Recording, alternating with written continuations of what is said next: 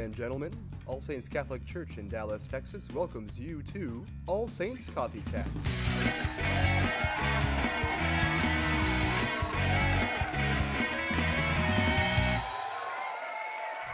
Alright, and audio is on. Hello, and welcome to episode 29? Wow! Wow. What? I don't know if that's What is going on a here? question or an answer. That sounded like a question.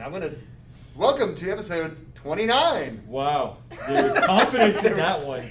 Doesn't Hi, matter what everybody. episode Welcome. it is. I believe you. Thank you. Thanks for joining us. Man. Glad you're here. Happy Thanksgiving! Happy Thanksgiving. Tomorrow, we're all going to slice open a bird that nobody eats the rest of the year. You are. I'm not. I'm just kidding. I'm just kidding. I'm going to eat ham. I'm gonna eat ham too. Yeah. I I've have no never idea. been huge on turkey. That's like the whole point. I know. Depends on the kind of turkey. Depends I on the also turkey. like. Fair. I wonder if our founding members of this country, when they had that feast, like, were there not good cows around? Like, why are we not eating like beef? Well, it's easier It's to catch a good. turkey. I guess. Turkey is like, I love, like, my mom always made great turkey. My mother-in-law makes great turkey. My dad and I used to deep fry turkeys. Deep fried turkeys. But Where's it's that? just like, I don't eat turkey ever except because I'm forced to on Thanksgiving. It's like, you don't have a choice. Why? You have to eat turkey. It's not even that good. It's- Anyways, welcome to the show. I am Paul Bianchi, and I'm not sure why I said my last name. this I'm time. Chelsea Cologne, There you go. I'm Andrew Darling. and we are joined by. Oh, Erika Winland. Perfect. Say it. Who am I again? Perfect. Yeah, it's good. It's always good to wear name tags so that you can remember who you are. One day we'll all wear different name tags just to mess with whoever forgets who they are. It'll happen. Clearly, it will be Eric. Yeah. Apparently. All right. We are so excited to have Erika joining our team. Yeah, she's even got like her name on the marquee. That's pretty fancy.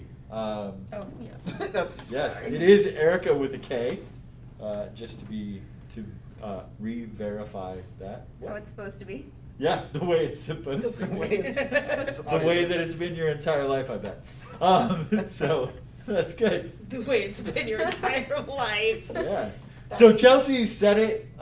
Welcome to the team. We are very excited. So Erica is joining us as our new coordinator of young adult ministry, director of young adult ministry, whatever we want to go with.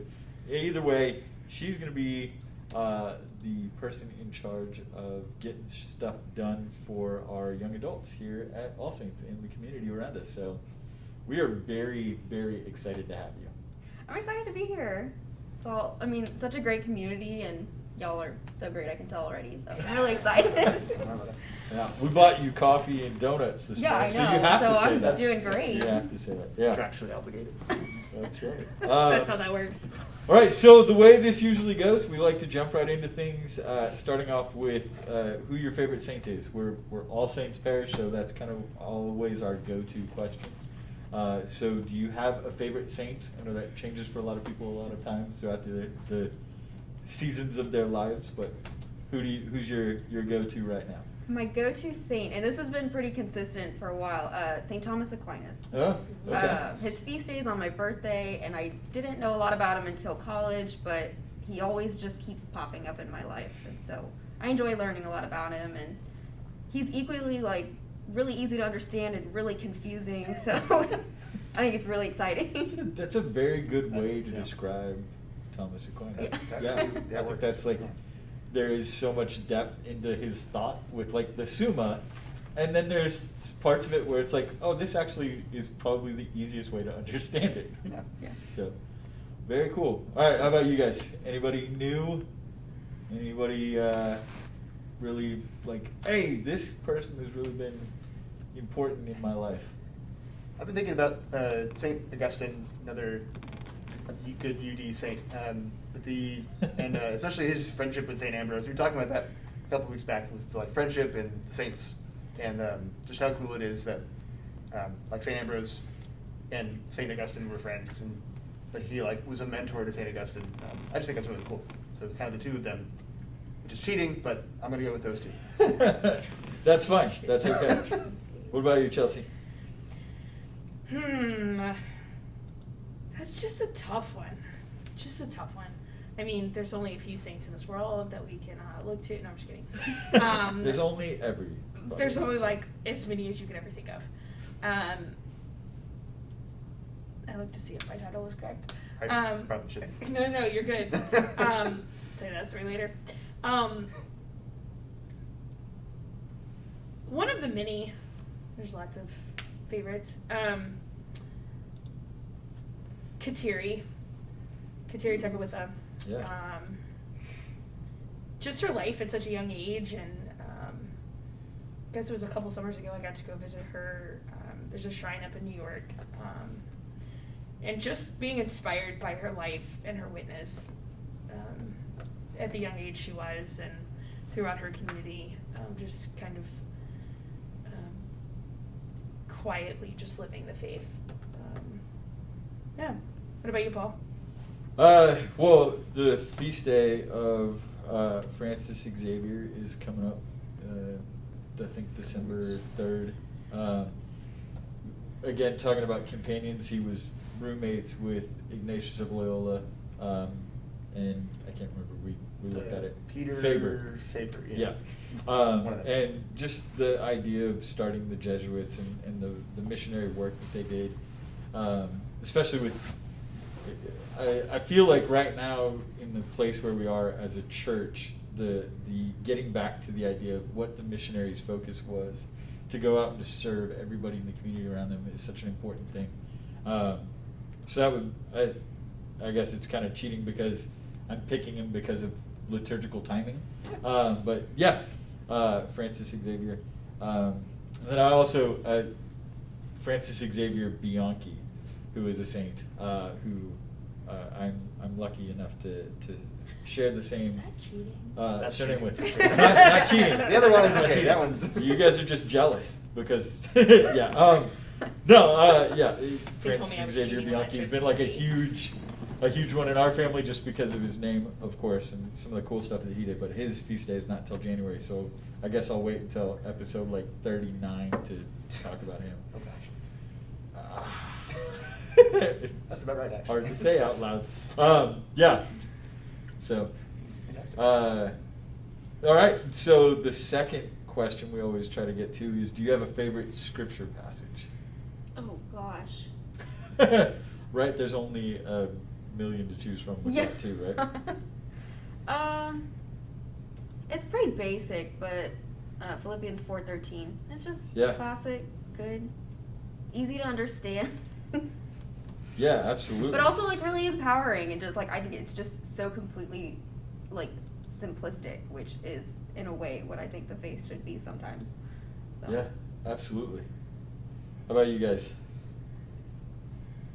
Anybody want to go I went first? first last time. Oh, you want me to I go guess first? I don't know. I think one of the ones, and it was one of the scriptures earlier this week, and I'm going to probably butcher it as I try to quote it, but Revelations 3, neither hot nor cold, as we like to say, don't be Jesus vomit. Yes, But I'll speak Revelation out of my mouth, 3:16. and being lukewarm, and just, there's such an opportunity in our world to be apathetic and be just settle for mediocrity, which I absolutely just hate the word mediocrity because it sounds mediocre. But just the challenge to not allow myself to become lukewarm in everything. Yeah. What about you, Andrew? It's not an individual verse, but although I guess there is a favorite verse within there, just the book of Ruth. It just kind of came out of nowhere. I was looking at, like, we've been going through the Gospel of Matthew for a whole bunch of weeks, and now Mark for this year, and 1 Corinthians, and these big big deal kind of books. And then I was just looking through my Bible the other day, and I was like, oh yeah, there's a dozen other little small books that we didn't really talk about. Mm-hmm. I love especially the verse where it's Ruth has the opportunity to go, or I'm getting the people mixed up. Ruth has the opportunity to leave Naomi, or is it the Naomi's the mother-in-law, right? Okay, Yeah. good. Okay, and she says, go back to your family, go do whatever you need to do. She says, wherever you go, I will go. Your God will be my God, and all of that, which Chris Tomlin, I think, made into a really great song, but it's a really, that's where that comes from, yeah. But just that's one that I've been thinking about, and I don't know, I've always liked that whole book, and it's a small story that actually means a lot. Yeah, that's a good one. Yeah, I think Thanks, we Adrian, for that song ignore stuck in my like head, I'm happy to help. those little books there, like Amos and Nahum, that people are like, Prophets, I didn't know those were actually Exactly. in the Bible. What was Boaz before he got married? He was ruthless. Ruthless. He was ruthless. Yeah, he was. So, Need to get a and that's why I have the coffee cup. Oh my gosh. There it is. All right, so I am going to go with we're coming up on the first Sunday in Advent, and we record the Sunday reflections and the podcast for the upcoming Sunday. So we've looked at all of those things, and I keep going back to Isaiah. O Lord, you are our Father, we are the clay, and you are the potter, we are all the works of your hands. To constantly remind myself that I can't do any of this if I'm not doing what God is asking me to do, right? Because if it becomes the mission of Paul, or if it becomes the mission of youth, young adult, and family ministry without the mission being centered on God first, without that being our why and moving outward from there, we're going to fail. Something is going to go wrong. And so to be constantly reminded that even though it's our faces that are on the screen, or our words that are in the podcast, or us being the faces of whatever the ministry is, if we aren't remembering that our job is to point everybody to God, or that we need to center ourselves in God first before we share the message, we're going to fail. Mm-hmm. And so that to me, I think, has been a good reminder of remember what you're doing. Remember why you're doing what you're doing. So that's kind of where I'm at. I think the clay often reminds me like docility to the Holy Spirit, and how are we open to that? Because it's not just, I find, or if you've seen somebody do the pottery, whatever, it's like constantly forming and like going back to it until it's perfect. perfect. Yeah. And then it's put in The kiln. the kiln. Thank you. It was like there's a word for that. Words early. But yeah, and so it's constantly formed, and like how are we, docile to the Spirit?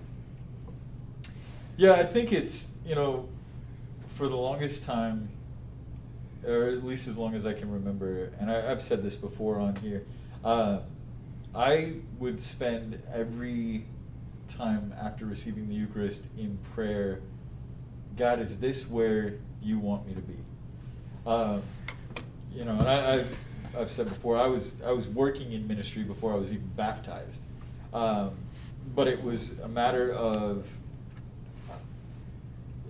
I'm only going to go where you want me to go. And unfortunately, because of everything that's going on, the opportunity to receive the Eucharist isn't as frequent, or I haven't been able to participate in as much as I was.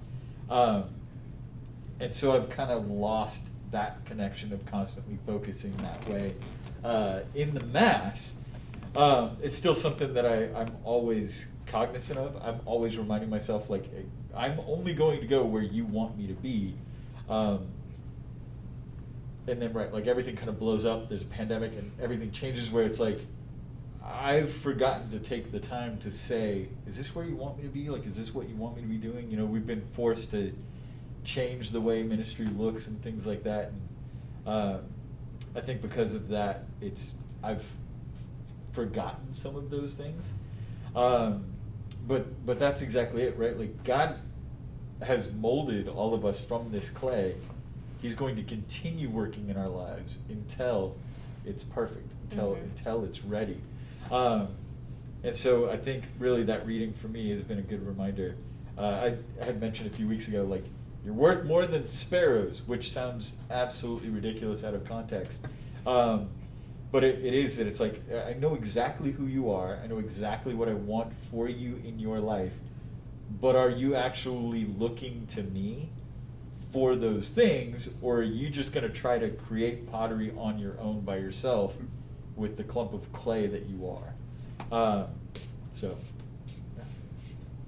That's a long answer No, yeah. to a It's short okay. It's a question. good one. But Yeah.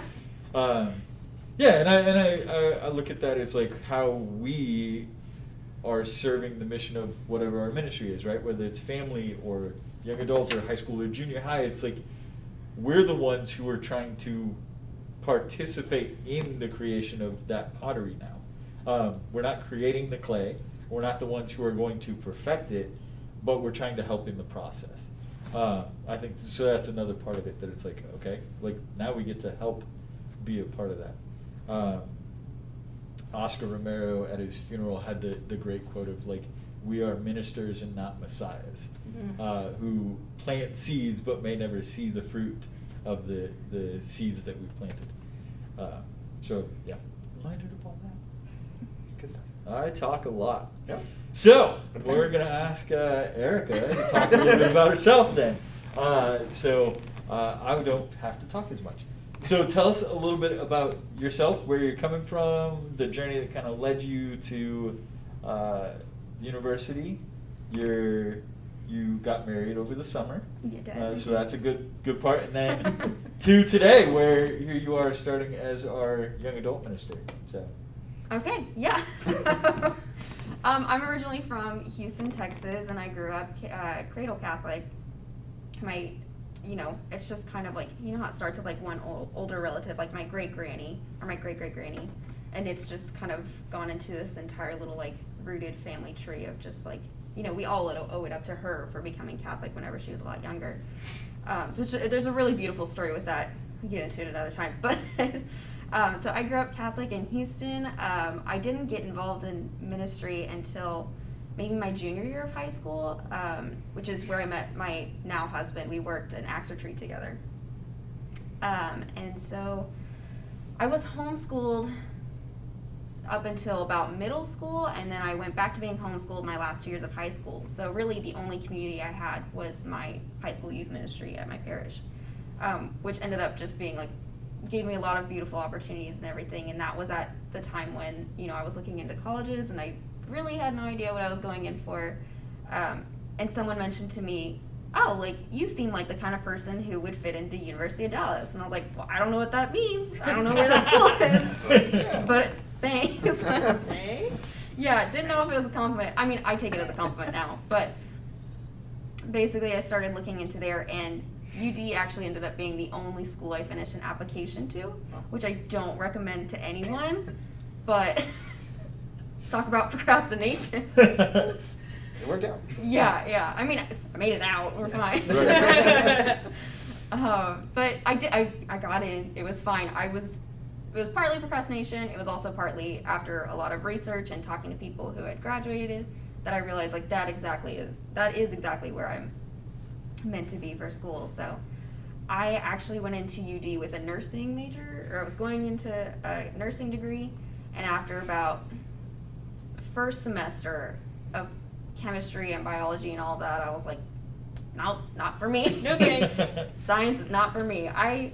But it wasn't for a little while that I realized, I was actually kind of looking for that like patient care relationship and kind of just getting into that like relational ministry that I really enjoyed in high school and was just trying to find here. And so after a couple of months, I decided to let go of that degree, and I spent it was like the week before Thanksgiving, so it was like this time like 4 years ago that I just dropped it and was basically trying to discern like where I'm supposed to go next in life.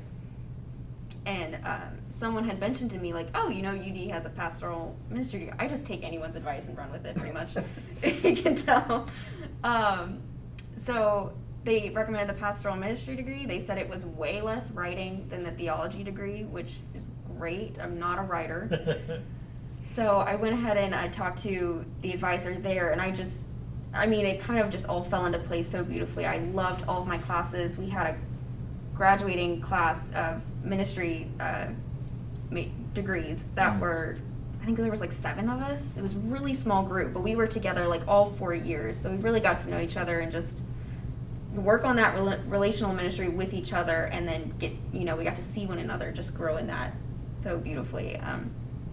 So that was amazing opportunity. And then more recently, of course, everyone had things lined up with COVID after graduating. I was going to graduate in May, and I was going to go on to work at a parish community back in Houston. And then, everything just crumbled and fell apart. I still got married, though. That was nice. Got married in August. That was beautiful. Thank you.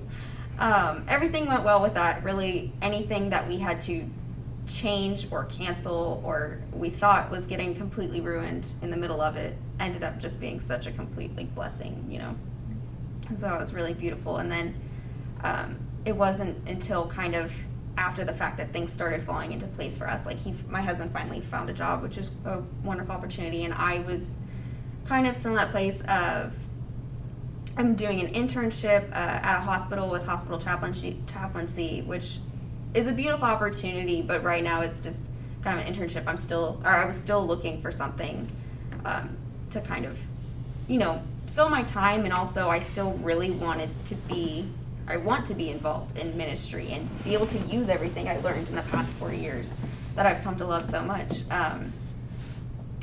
And so here, end up here. I applied for the ministry assistant position.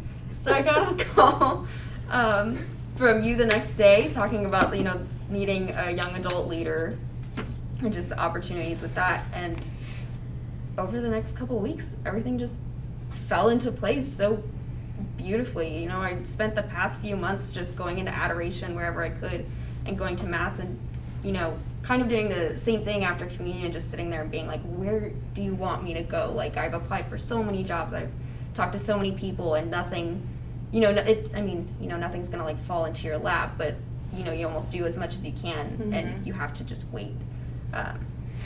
So to have this opportunity and know right now that, I feel like I'm exactly where God wants me to be right now. So it's a very, peaceful and excited feeling of just I'm ready now. Ready to go all in. Yeah, great timing, right? With Advent starting, a whole new year in the church, and all new things. Do you want to finish eating your kolache, or you want us to keep talking? I have no problem eating my kolache while we're doing it. I don't know what our next question is going to be. Okay, hold on. So part of Erika being here, obviously, is young adult ministry, and that's something we haven't had at All Saints properly for a while. This can kind of go all around. Obviously, you're just starting today, so we don't want to what are you doing? But what sort of things? Why do you think it's important to have a young adult ministry at a parish? And this isn't just for you; it can be for kind of all of us. But if you have thoughts on that, yeah, definitely. I think all throughout college, and especially now, and kind of seeing my siblings go through it, my older sister and my younger, and just different friends, where for the longest time we've all been in this place of what at the church is for me. Basically, we loved high school youth ministry, we loved middle school youth ministry, and in college, I was blessed to be at a Catholic university and kind of find that community there. But even now, even though I'm newly married, but my husband and I, we don't have kids, and we're just, for a while, every parish we go into, we're just kind of wondering, we see people our age, but we don't really know how to get in contact with them. We don't know if they have if they already have a group of friends kind of there. And so I just think it's so important, everyone being a young adult is such a gray area, because everyone is in such a different phase in life. You could be single, married, have young kids, you could still be, you could be in grad school, you could be doing anything, and everyone's in such a different place. But we're all still in this faith, and we all still want this community, and I think it's so hard to find when everyone's scattered, mentally or physically. So. Or both. But yeah. Or both, definitely. But yeah, I just think building that community is so important to have something that you can be so rooted in your faith and just so, grounded in a really good group of people, and just know that you have that, something that is consistent when life starts to become very inconsistent. Yeah. Yeah, that's a really good way to put that. I think it's such an important time in people's lives. Like we know from research that's out there that people are going to make the decision around the age of 12, 13 of whether or not they want to be or stay Catholic. And you have phases, right? Like sacramentally, the way things are set up, especially in the United States, is you're baptized as a child.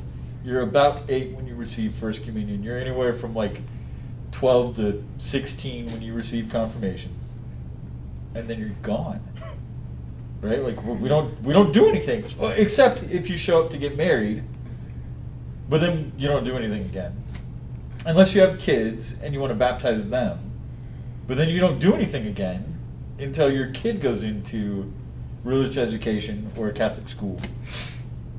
And so we kind of, like, we have these gaps, and when we had a young adult minister here who worked really closely with UTD, and their Newman ministry, and kind of launched all of that. And then when he left, we had great volunteers who came in and tried to recreate and build those things, but it was still, we kept having the gaps.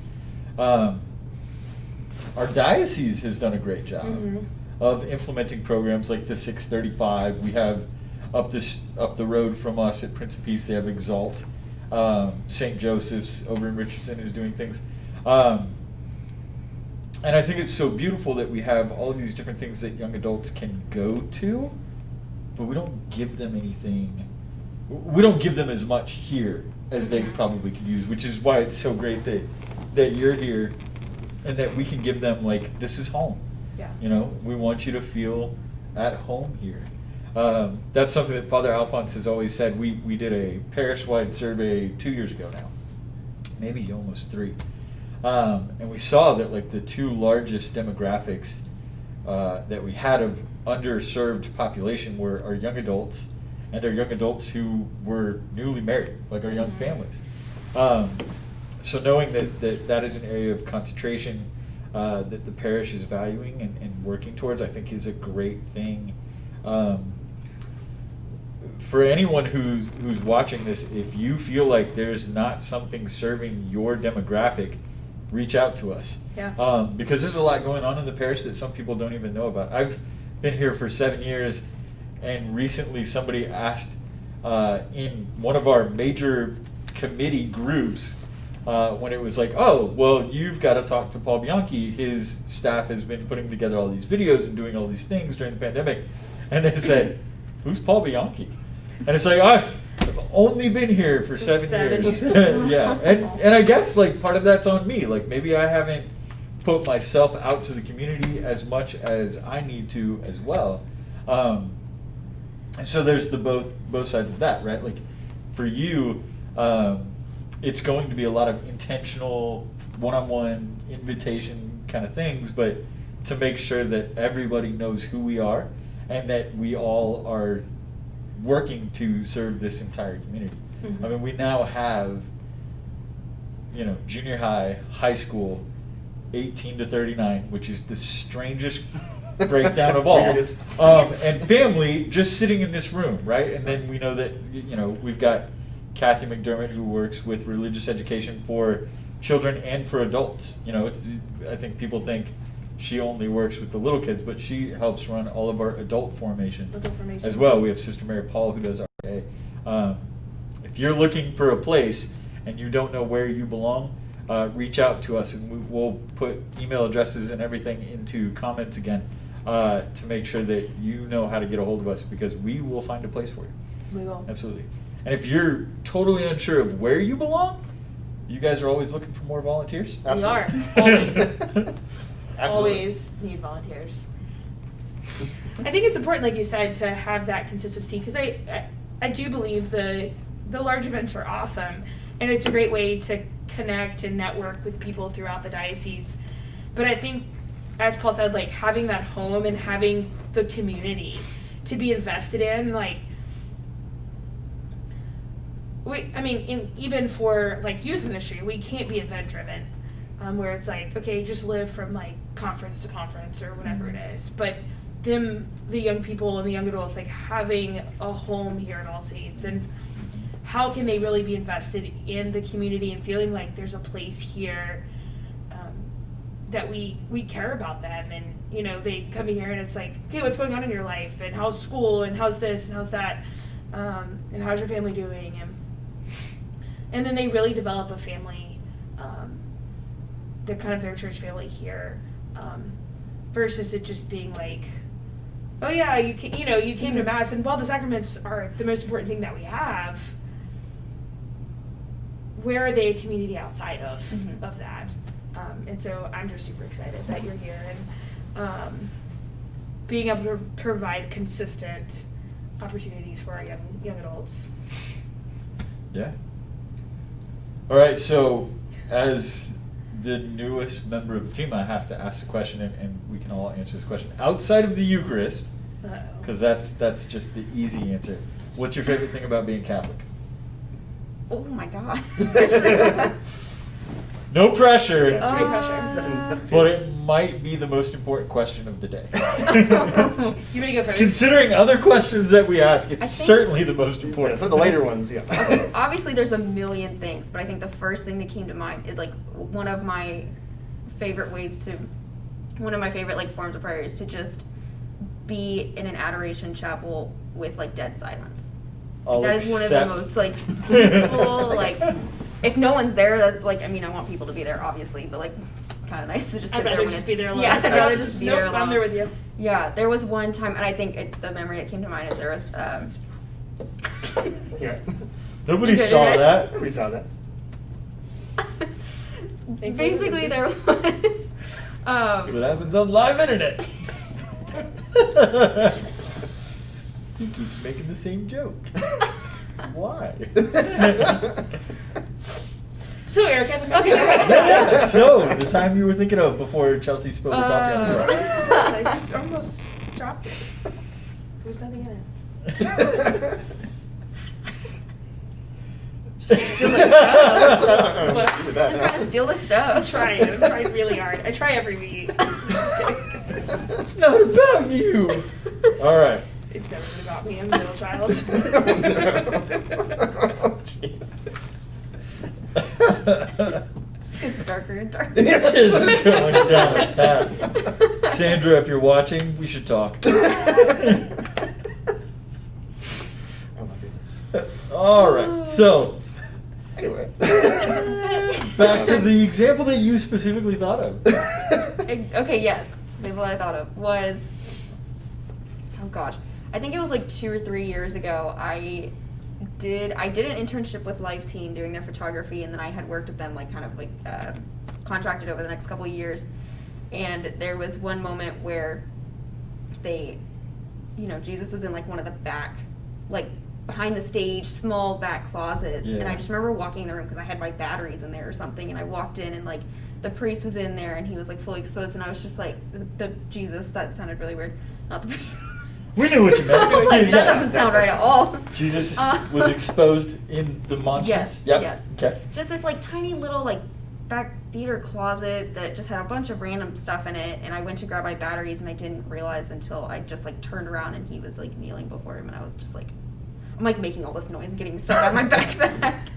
And so I just took a moment to stop for a second and kneel, and he asked if I could stay in there for a few moments before so he could go do something real quick. And so I was just in this tiny little room with like Jesus just on like this little, like countertop area, and Yeah. it felt so informal but so perfect in that sense. And so yeah, that just, I mean, really before that and then ever since too, that has just been like one of my absolute favorite things, is to just be there alone in the silence and just listen, really. I love that. Man, I think we get so wrapped up in adoration, and maybe it's because of the the Steubenville experiences. Nothing against Steubenville at all, or Life Teen or DCYC or any of those big conference kind of things, but we get so wrapped up in adoration being meaningful because of everything else that happens during adoration that isn't Jesus. You know, we've got the speakers and you've got the musicians, and you know, we joke around all the time here of like Ike will take a 3-minute song, Ike and Dolo, he'll take like a 3-minute song and it'll last a half an hour. But it's in those moments, I think, that are so vital and so important, that like every Eucharistic adoration chapel in the world is there. The only purpose is for you to just sit with Jesus. Mm-hmm. You know, you don't have to have the praise and worship. You don't have to have all of your friends. You don't have to have somebody who builds up the excitement leading up to that. You don't have to have any of those things. Like, it can just be you and Jesus, Mm-hmm. and it'd be perfect. And I think like we've gotten so used to like the show side of adoration so often that we've forgotten this is the most beautiful moment you will spend in your life, is this moment where you can sit with the Lord. Mm-hmm. So I know I said Eucharist could not be an answer, but I will accept adoration. You will accept adoration. I'll accept it. Yeah. I remember- What about for you? Well, talking about adoration moments, I remember one night, Sandra, hopefully you're not watching this. Sandra's my mom, who will sometimes tune in. I would just leave the house in college and just go drive around town, just because it was like, I gotta get out of here, so I'm just gonna go drive. But I remember ending up at one of the adoration chapels. That was a 24-hour chapel. So I stayed there for a while and prayed, and then I had to go like bring something to a friend, and so I went and dropped it off her house, drove around a little bit longer, and then found myself back at the adoration chapel, and I was like, I don't know. How did that even... How did this? But Wait a second. I think the second time I went in, there was like nobody in there, and I was like, this is really cool. It was one of those that like a code in the door or whatever. But yeah, so you're talking about being in that, just made me think of that night where I was like, okay, I don't know why I didn't just stay here all along, and I thought like driving around would somehow fix something, you know, but so that's one of my favorite things, but that wasn't the first thing I thought of. I just remembered, because Paul told us that the Eucharist didn't count, or we couldn't. I didn't say say it doesn't Paul, count. Hang on a second. Time out. You told us that could not be our go-to answer. Yeah. I still need more coffee words. That this coffee doesn't count. The one you spilled already.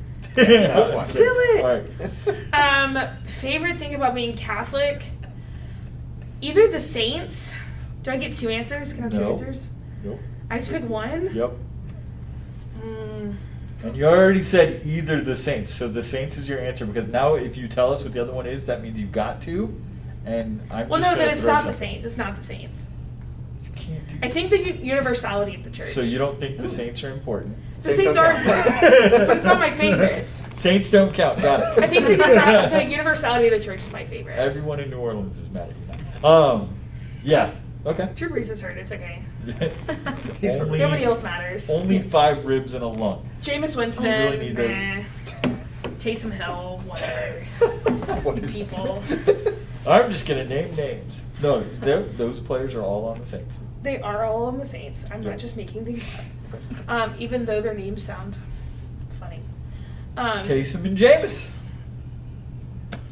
We have a special guest at the door, but you won't know who that is until The week.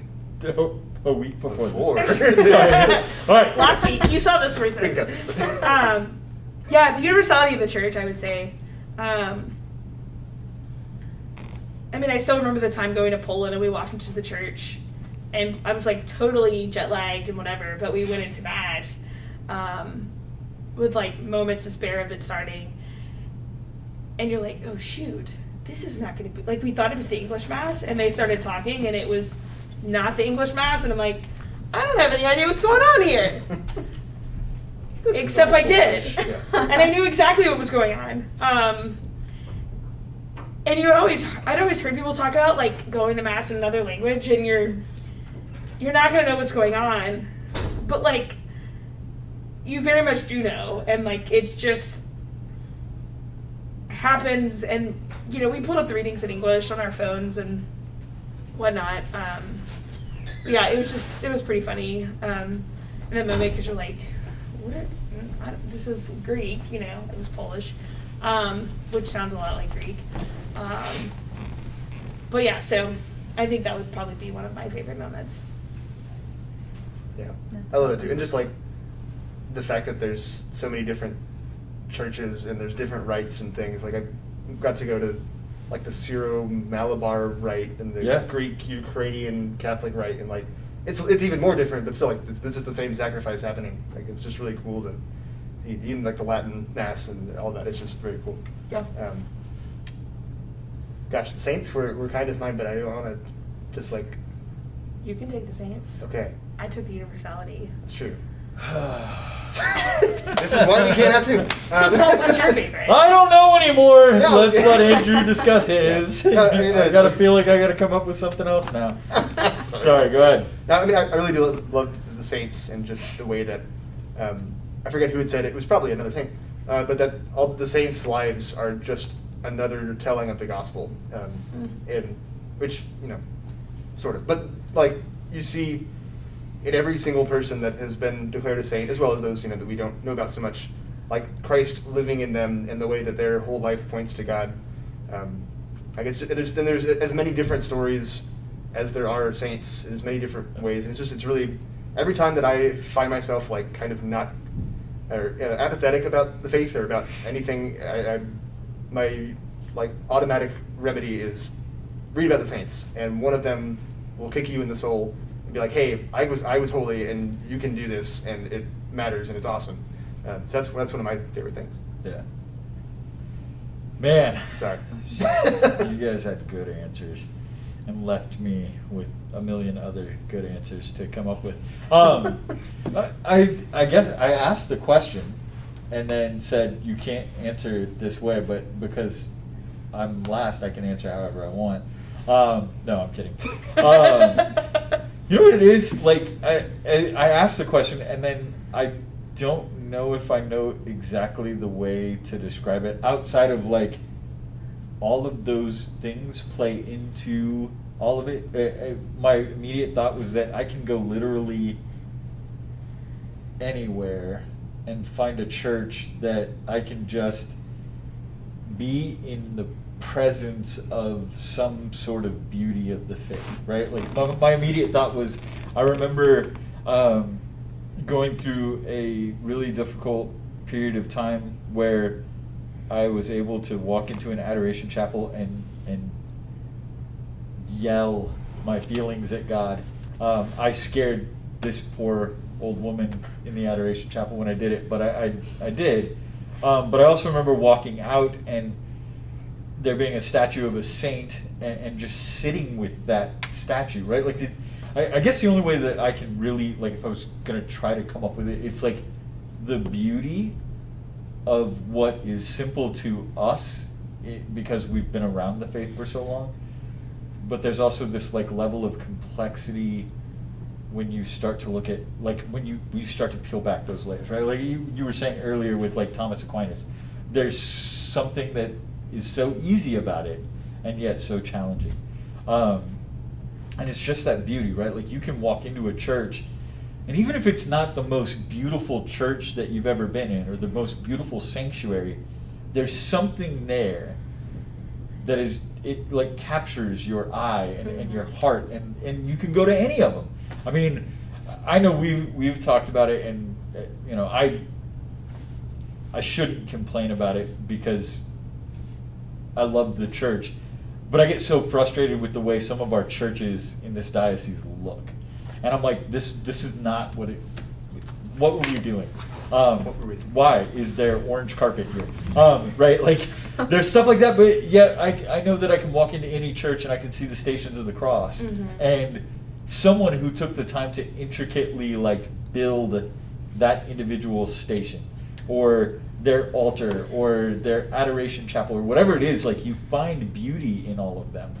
And sometimes it's really simple. It's like, it's just a statue of St. Francis that you've seen literally 1,000 times, but I can sit here with you and I can just feel at peace for a moment. So whatever that is, I don't know if it's the universality and the saints, or adoration, or Jesus, or it's the church. It's the beauty of the church that I love, especially as a convert. Like, it's just, there's so much behind all of this that I continue to seek and to understand. And some of it is very simple, and some of it is extremely complex. But it's all beautiful. We'll let it slide this time. Yeah, well, that's fair. Well, I don't even know what we'll you allow said. That's So, okay. are we already? I don't Is know, it are we? time? I think it's a good time. I can't. My watch seems to be off today.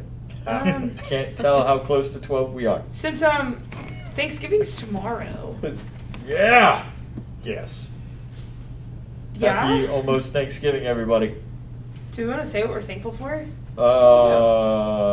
It's my favorite game to play. at It is your favorite Thanksgiving. game to play. Absolutely sarcasm is what I'm thankful for. Yeah, let's do Okay, it. We don't have to then. No, that's fine. What are you thankful for? What am I thankful for? Yes. I mean, are we doing the gimmies? Well, you can't say Erica. Yeah. I'll take that one off the list. It's like so heartbroken. Like, this was my chance. I'll use it. All right, sorry. Okay, we can say Erica. Man, Are gosh. you ready to edit this out, Andrew? I can't edit live internet. All right. Yes. What are you thankful for? You can do whatever cop-out answer you wanted to give. I mean, I would always say my family. But I think that's like a go-to. That one's too obvious? It's like a too obvious answer. All right, then give one obvious and one not so obvious. Okay, my obvious answer is my family, because Okay. I'm always thankful for my family. Great people. Always supportive. Deals with my crazy. My not so obvious answer, which is probably obvious, is my roommates. Yeah. My housemates, who are just great people and lots of fun. All right. And I'm thankful for you guys. Whoa. Aw. Whoa. Whoa. I know. I'm Anyway, moving on. not gonna get you any extra turkey at lunch. All right, so. Good thing I ordered ham. You want to go next? So many of the same things: family, friends, all of that. Just health. I think obviously the pandemic has Mhm. brought to light how fragile that is, and Yeah. I've been able to avoid COVID and everything else, pretty much since this whole time. So just that's definitely something I'm thankful for. Yeah. And that along with friends and family as well. Yeah. Lots of great friends, and this is the time of year to kind of spend with family and friends. Mhm. So yeah. All right. You want to go next? We all like. You want to wait? You want to go last? No, I can go. Okay. Okay. So yeah, okay. Obviously, friends and family, it's amazing. Shout out to my husband, the most encouraging and supportive man. I thought that for the past 5 years when I was dating him, but then being married now, I'm just like, could get better. What the heck? Yeah, that's great. And also just this opportunity that I have right now, and finally having peace and a lot of joy, and knowing that I'm exactly where God wants me to be right now. Awesome. All right, so are we ready for? So what are you thankful for, Paul? Well, okay. You can't let me I down the hook. obviously my wife and kids. I have been in love and fallen more in love every day with my wife since the moment I met her. She is incredible, and I am blessed beyond words with her and with the beautiful children that we have, who are fantastic. So obviously that's not the most obvious one. Let's see. The not so obvious. I have probably spent more time in the last 8.5 months complaining and feeling negative than I probably ever have in my life. It's been very challenging. But at the same time, it has given me and our team, I think, an opportunity to be able to do things very differently. I know we've talked a lot about this. I am thankful for you guys. Erika, yourself absolutely included. I know this is your first day, but like, you have, your position has been prayed for so long that I think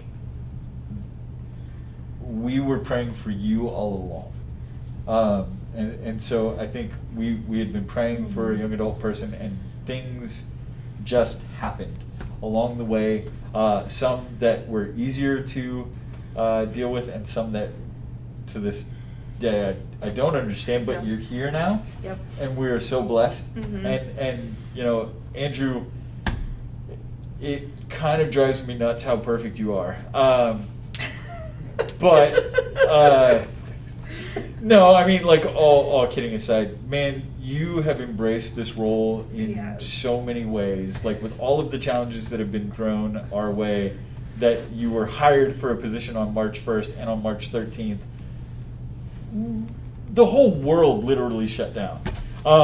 And you've just rolled with it, and like He's like, dealt with "Okay." it, and like you've learned the intricacies of the live interwebs, and man, it's been interesting. But yeah, you know, and Chelsea, no person in the history of job finding, I think, had to deal with what you had to deal with when you started here. But you keep coming back, which makes me question a couple things about your own health. But no, like, I mean, it's really, I think I said to you the other day, our team is complete. And so I'm thankful for that. I really am. I'm thankful for the All Saints community. I know that sounds like a cop-out answer and cheesy, but we've gotten so much support. You know, I came into the office the other day, and one of our parishioners randomly called me, was just like, hey, how can I help pray for the ministry? Because I know things are hard. And is it okay if I'm not a teen and go to the 5 o'clock mass? And I was like, yeah, it's not exclusive for It's teens. not Like, exclusive, you can right? yeah, you know, and he's one of our parishioners that like comes to daily mass, and we all know him. And it was just cool that it was like, I thought I'd call you because you're the guy I see on all the internet things. And I was like, okay, sure. Yeah. So yeah, very blessed in that way, and the support that we have. We do work with a great staff of people. So yeah, thankful for all of those things. And I won't be thankful for anything again for another year. Got it out of the way. That's a good way to be. Yeah, That's a good way to be. that's part of the problem. All right, so lightning time? round, turkey round. What are we calling this round? I think it's still a lightning round. Turkey takes so long to make; it has to be lightning. It's gonna be lightning. It's gonna be lightning. We got the You ready? timer. Yes. All right, now we can. It's, why is it running? We're already 40 So, minutes Erika, behind. you are the worst at this game. You're the worst, Erika. It took you 40 minutes, apparently. There we go. Okay. All right. There we go. Abbreviated live episode. Yeah. Here we go. No. You ready? Whoa, Yeah. wait, hang on. What order? Erika's going first. Then you. Me, Then Andrew, Andrew. Chelsea. Then me. All right, Okay. that's good. Let's do it. Okay. All right. 1, 2, 3, go. Coffee or tea? Coffee. Coffee. Tea. Coffee. What? Donuts or kolaches? Kolaches. Ooh, kolache. Donuts? Donuts. Donuts. That's a question? Donuts. It's hard. Exclamation Turkey or point. ham? Turkey. Ham. Turkey? Ham. Question mark? Mashed potatoes or sweet potatoes? Sweet potatoes. What was it? Mashed potatoes or sweet potatoes? Yeah, But sweet mashed potatoes. sweet Sweet potatoes. potatoes. What about mashed sweet potatoes? White potatoes or sweet potatoes? Oh man. Sweet potatoes. I'm going to go with regular mashed potatoes. I'm going to go with regular mashed potatoes. Same confidence. Working on it. Sweet potatoes. Control the remote or control the menu? What? The what? The remote, like the TV remote? Uh-huh. Or the Or the menu? menu, like what's What- for dinner? What's for dinner? What's on Oh. TV or what's for dinner? Oh, TV room. TV. Yeah, definitely. I don't care Yes. what we eat. With this group, there has never been a decision made on food ever. That's true. So we might have. Sometimes. Exactly. Would you rather eat cold turkey or hot ice cream? Hot ice cream. Is that Okay, just well, milk? cold turkey's like a sandwich. Yeah. So, okay, Yeah, never I mind. was Cold gonna say turkey. cold That makes turkey. sense. Cold turkey. Yeah. Yeah. That's what. Hot ice cream's just gross milk. Yeah. Thanksgiving dinner at 10 a.m. or 10 p.m.? 10 a.m. a.m. Yes. Why is Thanksgiving the only meal that we call dinner and it's at like 3 o'clock? Why? Some people do it later. We call lunch dinner. What's My grandmother calls Well, lunch Louisiana. dinner. She just There's does. too many other issues in that sentence. Raw cranberries or raw pumpkins? Like, would you rather eat like raw cranberry or raw pumpkin? Cranberry. Cranberry.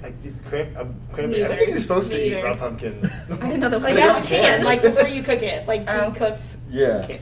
Pumpkin pie or pecan pie? Pumpkin pie. Pumpkin pie. Pumpkin pie. Pecan pie. Have the best Thanksgiving ever with strangers, or a mediocre Thanksgiving with like family and friends?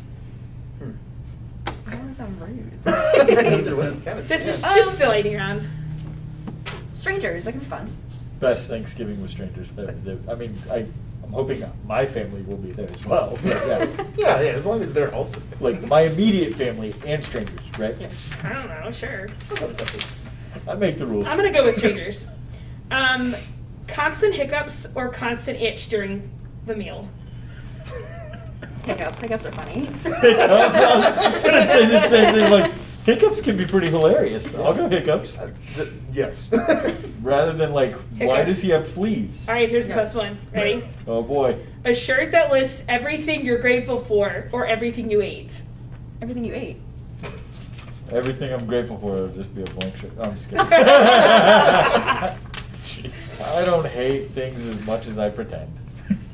Yeah, I would go grateful for it. Why not? I'd go grateful That's for it. safe. And if you're, I don't really want to write out everything that I ate. Grateful for all the food you I feel like it's use. like accomplishments, like. That's true. I feel like I just graze all day long, That's all I even if got. it's not Thanksgiving. That was probably the fastest one. That was probably the fastest one. Yeah. Maybe. It's definitely the fastest one we did about Thanksgiving. About Sure. Thanksgiving. Yep. Perfect. Yes. Perfect. Correct. So, well, that's probably all the time we have for today. Yes. We are we're out of time. Hopefully you have enjoyed the last 29 coffee chats and the next 29 that are to come. It's so many. So many. That's But the good news is Erika will be with us from now on to help out with these coffee chats as well. So no matter what, it will all be interesting, and we'll practice on remembering our names for next time. Yes. Bye, everybody. Bye. See you next week. Bye. Take care.